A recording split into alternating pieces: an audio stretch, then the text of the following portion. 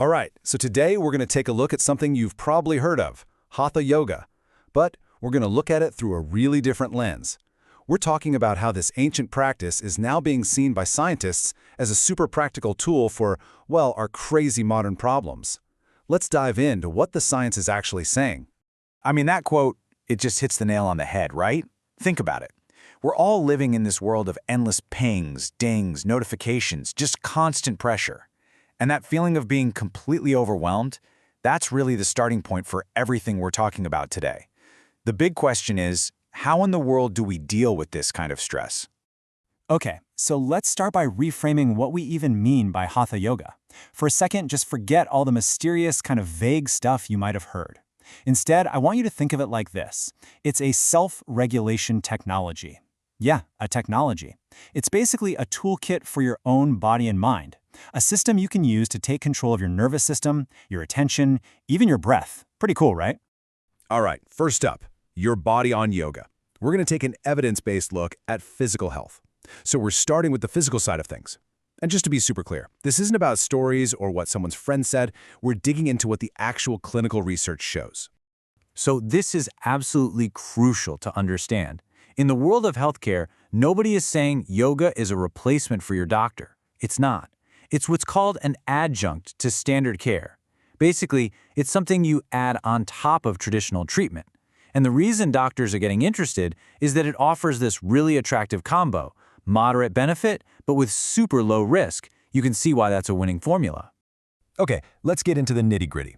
This table breaks down some of the big findings from major scientific reviews. So for something like cardiovascular risk, a meta-analysis found, modest but definitely positive effects on blood pressure and cholesterol. Then you've got low back pain. A Cochrane review, which is basically the gold standard for medical evidence, found it's way better than doing nothing. And for knee osteoarthritis, we see it helps reduce pain and stiffness. The big takeaway here, this isn't just one study. It's what happens when scientists look at all the studies together. And it doesn't stop there, not by a long shot.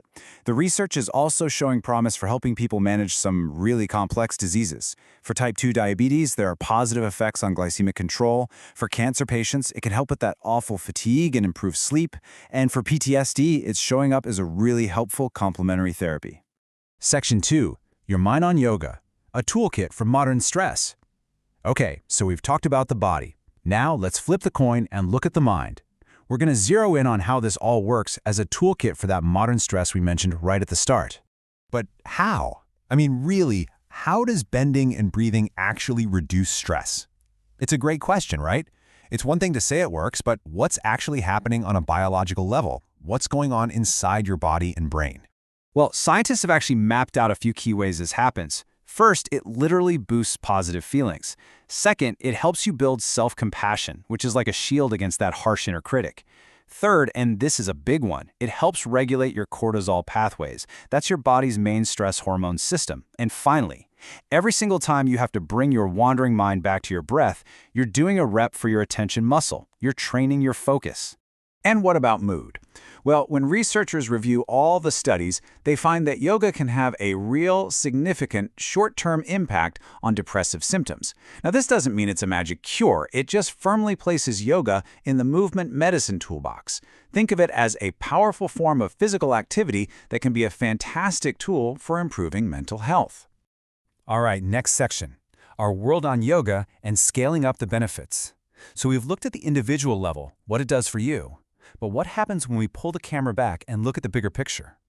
Let's talk about how these benefits can scale up to help whole communities, schools, and even workplaces. You might be wondering why big institutions are starting to pay attention. Well, the answer is pretty simple. It's just practical. Think about it. Yoga is low cost, you don't need a bunch of fancy equipment, you can teach it to big groups at once, and you can tweak it for almost any age or ability. From a public health standpoint, that's incredibly easy to scale. And just look at the tour of applications here. It's amazing how versatile this is. Number one, you've got schools, where it's used to help students with focus and self-regulation. 2, workplaces, as a real strategy to fight burnout. 3, for first responders, we're talking police, firefighters, it's used as resilience training for their high-stress jobs. And 4, in sports, for everything from physical recovery to that mental game on the field. And of course, technology is taking all of this to the next level. We're now seeing the rise of teleyoga, I mean, we all live online now, right? And the cool thing is, studies are actually showing that these virtual programs can be really effective. This means the old barriers, like where you live or what your schedule is like, are starting to just melt away. Access is exploding. Okay, let's wrap this up. The verdict: tool, not magic. After going through all of this evidence, what's the bottom line? It's really important we get this part right. So, on one hand, you've got the promise, and it's a big one. This is a low-risk, super adaptable tool for improving things like stress, pain, and mood. That's fantastic. But we also have to talk about the caveats. The reality check is that the evidence, while it's really promising, can be a bit uneven. We definitely need more top-tier research to really nail down the specifics. It's a powerful tool for sure, but it's not a magic wand. And I think this final thought just captures it perfectly. The best way to think about this today isn't as ancient magic. It's as a structured practice that trains regulation.